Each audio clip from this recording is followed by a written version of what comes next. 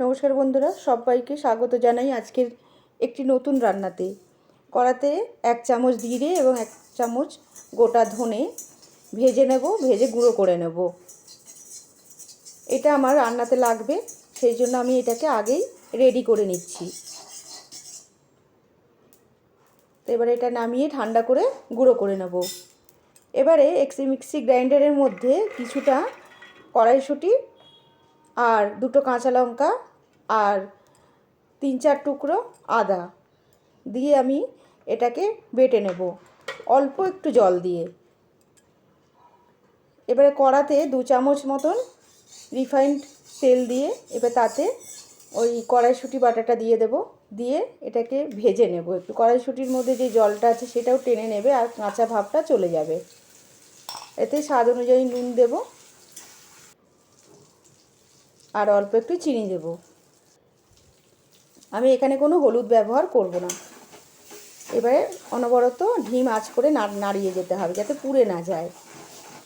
এই রান্নাটা খুবই সামান্য নামমাত্র তেলে রান্না, আর এতে সেই ভেজে রাখা মশলাটা দিয়ে দিলাম, দিয়ে এবারে একদম শুকনো শুকনো করে নামিয়ে নেব। তো হয়েই গেছে, এবারে নামিয়ে এক সাইডে রেখে ঠান্ডা করতে দেব।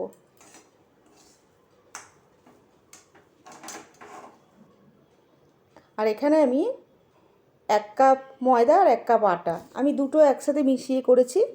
এটা আটা দিয়েও হয়, আমি দুটো সমানভাবে নিয়েছি। আর সামান্য একটু নুন দিয়ে এবারে অল্প অল্প করে জল দিয়ে একটি ডো তৈরি করে নেব।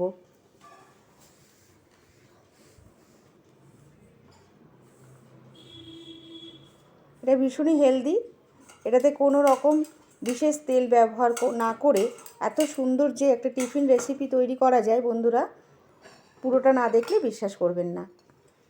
এবারে ঢাকা দিয়ে 10 মিনিটের জন্য রেস্টে রেখে দিলাম। 10 মিনিট হয়ে গেছে। এবারে এই ডোটার থেকে গোল্লা করে নেব, একটা করে লেচি কেটে নেব, লুচির থেকে একটু বড় হবে। এবারে একটা লেচির ভেতরে পুরটাকে ভরে নেব, এইভাবে প্রত্যেকটা বানিয়ে নেব।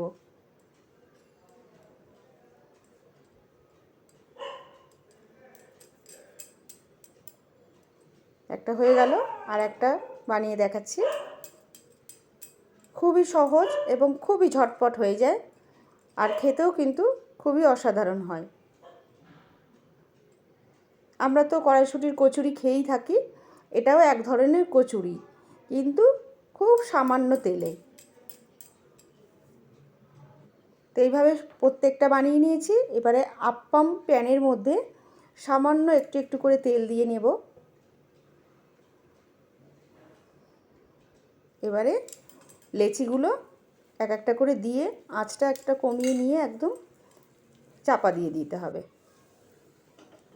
দিয়ে কিছুক্ষণের জন্য হতে দিতে হবে। এবারে উল্টে পাল্টে দেব। নিচের সাইডটা হয়ে গেছে, এবার ওপর সাইডটাকে উল্টে নিচের দিকে করে দেব। এইভাবে প্রত্যেকটাই করে দিতে হবে। দেখুন ওপরটা কত সুন্দর নিচেটা হয়ে গেছে। এবারে ওপরটাও নিচের দিকে নামিয়ে নামিয়ে এইভাবে ঘুরিয়ে ঘুরিয়ে দিলেই আবার ঢাকা দিয়ে দেব, তৈরি হয়ে যাবে।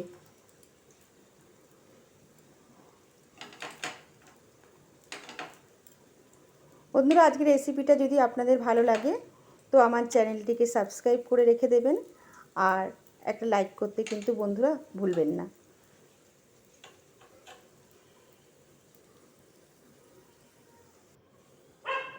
ঢাকা দিয়ে আবার কিছুক্ষণের জন্য হতে দেব।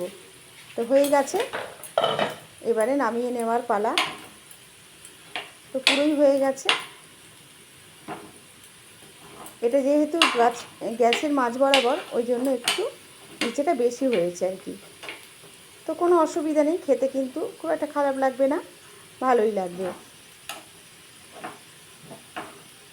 আমি কিন্তু এতে আর কোনো রকম তেল দিইনি, যেই তেলটা ছিল তাতেই আমার হয়ে গেছে। এতে তেল লাগে না, খুব সামান্য।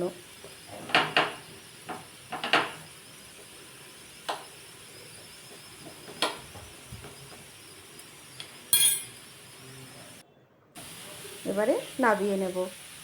তো হয়ে গেছে, নামিয়ে একটু ঠান্ডা করে আমি দেখাচ্ছি।